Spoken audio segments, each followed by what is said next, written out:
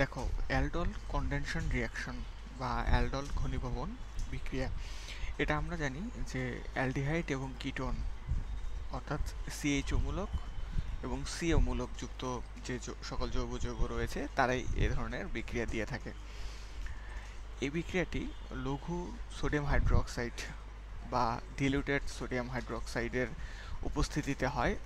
So আগে আমাদের বুঝতে হবে এই লঘু সোডিয়াম হাইড্রোক্সাইড বলতে অ্যাকচুয়ালি কী বোঝাচ্ছে। লঘু বলতে এখানে প্রায় সমপরিমাণ পানি রয়েছে, সোডিয়াম হাইড্রোক্সাইডের সমপরিমাণ পানি এখানে রয়েছে, এতটাই লঘু।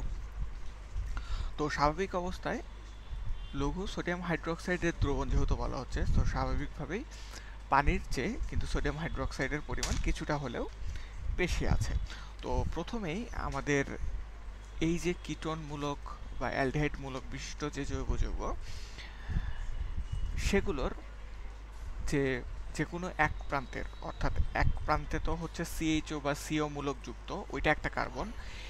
এই কার্বনটার বাইরে, অর্থাৎ আমাদের কিটোন গ্রুপ বা হচ্ছে অ্যালডিহাইড গ্রুপের যে কার্বন, সিএইচও বা সিও, এই দুইটার যে কার্বন, এই কার্বনটা বাদে অন্য যে কার্বনটা থাকবে, মানে এই কার্বনের সাথে যুক্ত অন্য যে কার্বনটা থাকবে, সেটাকে আমরা বলতেছি আলফা কার্বন, এবং এই আলফা কার্বনের সাথে যুক্ত হাইড্রোজেনগুলোকে আমরা বলতেছি আলফা হাইড্রোজেন।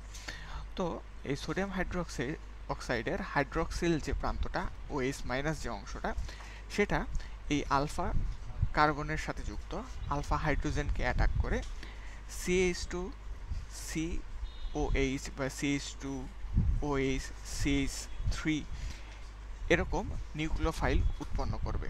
অর্থাৎ আমাদের আলফা কার্বনে একটা নেগেটিভ চার্জ কিন্তু চলে আসবে, কারণ এখান থেকে আলফা হাইড্রোজেন আমরা সরিয়ে নেব। তো এরকম সিএইচও মূলক বিশিষ্ট জৈব যৌগ বা সিও মূলক বিশিষ্ট জৈব যৌগের অন্য একটি অণু এখানে যেটা হবে, এই যে কার্বনিল মূলকের যে ডাবল বন্ড, সেটা অ্যালডিহাইডে হোক বা হচ্ছে কিটোনে হোক, কার্বন অক্সিজেনের যে ডাবল বন্ডের অর্থাৎ একটা যে পাই বন্ধন বিদ্যমান, সেটা অক্সিজেন এর তড়িৎ ঋণাত্মকতা বেশি হওয়ার কারণে এই পাই বন্ধনযুক্ত ইলেকট্রনটা অক্সিজেন নিজের দিকে টেনে নিয়ে যাবে। ফলে কি হবে, কার্বনিল মূলকের যে কার্বন, সেই কার্বনটা হচ্ছে আংশিক ধনাত্মক হয়ে যাবে এবং অক্সিজেনটা আংশিক ঋণাত্মক হয়ে যাবে। এবার দেখো, প্রথম যেই অণুটাকে, কার্বনিল গ্রুপের অণুটাকে হাইড্রোক্সিল অণু অ্যাটাক করেছে, হাইড্রোক্সিল মূলকটা অ্যাটাক করেছিল, সেখান থেকে যে নিউক্লিওফাইল উৎপন্ন হয়েছে এবং পরবর্তীতে অক্সিজেন তার পাই ইলেকট্রনটা নিজের দিকে নিয়ে যাওয়ার কারণে কার্বনে যে পজিটিভ চার্জ সৃষ্টি হয়েছে, এই দুইটা যুক্ত হয়ে আমাদের একটা মধ্যবর্তী যৌগ উৎপন্ন করবে। অর্থাৎ যেই অণুটার আমাদের আংশিক ধনাত্মক কার্বন চলে আসছে, সেটার সাথে যেই অণুটার নিউক্লিওফাইল তৈরি করছে সেটা যুক্ত হয়ে যাবে। তো এই যুক্ত হওয়ার পরে আমি আগেই বললাম যে লঘু সোডিয়াম হাইড্রোক্সাইড মানে হচ্ছে এখানে পানিও কিছুটা থাকবে, প্রায় কাছাকাছি পরিমাণ সোডিয়াম হাইড্রোক্সাইড এবং পানি থাকবে। তো এবার আমাদের এই বিক্রিয়ার সাথে যুক্ত হবে পানির অংশটা। সোডিয়াম হাইড্রোক্সাইডের কাজ শেষ, এবার পানির অংশটা। পানির অংশতে আমরা দুইটা আলাদা আলাদা অংশ পাই, OH মাইনাস এবং H প্লাস। এই H প্লাসটা যেটাতে আমাদের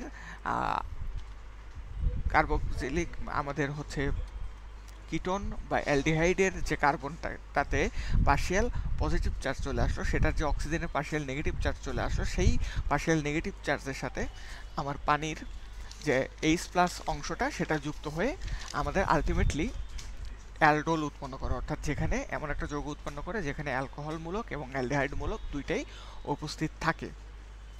পরবর্তীতে এই বিক্রিয়াটা হচ্ছে অ্যালডল কনডেনশন রিঅ্যাকশন বা পানি সরিয়ে ফেলার রিঅ্যাকশন। অর্থাৎ এই যে অ্যালডলটা উৎপন্ন হলো, সেখান থেকে পানি সরিয়ে ফেলতে হবে। এই পানি সরিয়ে ফেলার জন্য আমাদেরকে প্রথমত অ্যালডিহাইড বা কিটোন গ্রুপের সাথে, অ্যালডিহাইড বা কিটোন গ্রুপের সাথে যে কার্বনটা যুক্ত থাকবে সেটা হচ্ছে আলফা কার্বন, এবং হাইড্রোক্সিল অ্যালকোহলমূলক যে কার্বনের সাথে যুক্ত থাকবে সেটা হচ্ছে বিটা কার্বন। তো এই আলফা এবং বিটা কার্বন থেকে এক অণু পানি কিন্তু রিডিউস হয়ে যাবে যখন কনডেনশন হবে বা আমরা তাপ দিব, তখন পানি সরে যাবে, বাষ্পায়িত হয়ে চলে যাবে। তখন এখানে আলফা কার্বন এবং বিটা কার্বনের সাথে একটা ডাবল বন্ড চলে আসবে। এভাবেই আমাদের অ্যালডোল ঘনীভবন বিক্রিয়াটা সম্পন্ন হয়।